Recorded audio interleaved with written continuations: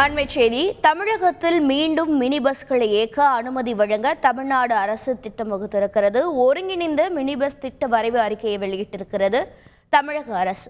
விவரங்களை செய்தியாளர் பாஸ்கர் வழங்க கேட்கலாம். பாஸ்கர், வணக்கம். மினி பஸ் சேவை எப்போது நிறுத்தப்பட்டது? தற்போது மீண்டும் துவங்க தமிழக அரசு வரைவு அறிக்கையை வெளியிட்டிருக்கிறது. மேலும் விவரங்கள் என்னென்ன? தமிழகத்துல சென்னையில மினி பஸ் சேவை என்பது வழங்கப்பட்டு வருகிறது. அதிகபட்சமாக 25 கிலோமீட்டர் வரைக்கும் மினி பஸ் இயக்குவதற்குண்டான புதிய வரைவு அறிக்கையில சொல்லப்பட்டிருக்கிறது. ஏற்கனவே 18 கிலோமீட்டர் சேவை இல்லாத வழித்தடத்திலும் 8 கிலோமீட்டர் சேவை இருக்கக்கூடிய வழித்தடத்திலும் அனுமதி என்பது கிடைக்கப்படும். அந்த வகையில தான் தமிழகத்துல மினி பஸ்களை இயக்க மீண்டும் அனுமதி வழங்கப்படுகிறது. ஒருங்கிணைந்த மினி பஸ் திட்ட வரைவு அறிக்கை என்பது தயாரிக்கப்பட்டு வெளியிடப்பட்டிருக்கிறது. கடந்த சில ஆண்டுகளாகவே மினி பஸ்களுக்கான அனுமதி என்பது வழங்கப்படாமல் இருந்தது. தற்போது அனுமதி என்பது மீண்டும் வழங்குவதற்குண்டான வாய்ப்பு இதன் மூலமாக உருவாகியிருக்கிறது. 30 நாட்களுக்குள் கருத்துக்களை தெரிவிக்கலாம். இந்த புதிய வரைவு அறிக்கையின் அடிப்படையில எந்தெந்த இடத்துல மினி பஸ் இயக்குவதற்கு திட்டப்பட்டிருக்காங்களோ அது குறித்தெல்லாம் கருத்துக்களை தெரிவிக்கலாம். அவங்களுக்கு எங்கெங்க மினி பஸ் வழங்கப்படாது என்று குறிப்பிடப்பட்டிருக்கிறது.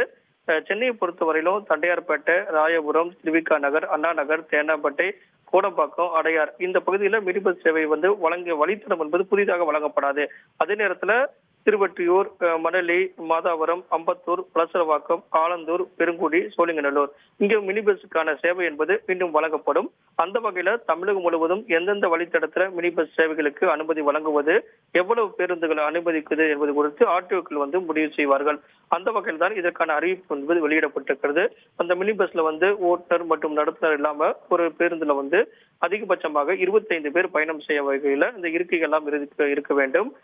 மினி பஸ்னுடைய ஜிபிஎஸ் கருவி பொருத்தப்பட்டிருக்க வேண்டும். இது போன்ற பல்வேறு விதமான புதிய உத்தரவுகள் பிறப்பிக்கப்பட்டிருக்கிறது. இது ஒரு வரைவு அறிக்கை. இதன் மீது கருத்துக்களை தெரிவிக்கலாம். ஜூலை 14ஆம் தேதி வரைக்கும் பொதுமக்கள் கருத்துக்களை தெரிவிக்கலாம். அதற்கு பிறகு தலைமைச் செயலகத்தில் உள்துறை முதன்மை செயலாளர் தலைமையில இதற்கான ஒரு கருத்து கேட்பு கூட்டம் என்பது அடிப்படையில அந்த ஆலோசனை கூட்டமாக நடைபெறும். அதன் வகையில தமிழகம் முழுவதும் இயக்கப்படக்கூடிய மினி பஸ்களுக்கான அனுமதி என்பது எந்தெந்த வழித்தடங்களுக்கு கிடைக்கப்படும் என்பது அந்த கூட்டத்தில் தான் இறுதி செய்யப்படும். அந்த வகையில மீண்டும் மினி பஸ்களுக்கான இயக்குவதற்குண்டான அனுமதி என்பது இதன் மூலமாக இந்த புதிய வரைவு அறிக்கையின் மூலமாக கிடைக்கப்பட்டிருக்கிறது. அதற்கான அறிவிப்பும் தற்போது வெளியிடப்பட்டுள்ளது. விவரங்களை வழங்கியதற்கு நன்றி பாஸ்கர். செய்திகளை உடனுக்குடன் தெரிந்து கொள்ள உடனே சப்ஸ்கிரைப் பண்ணுங்க.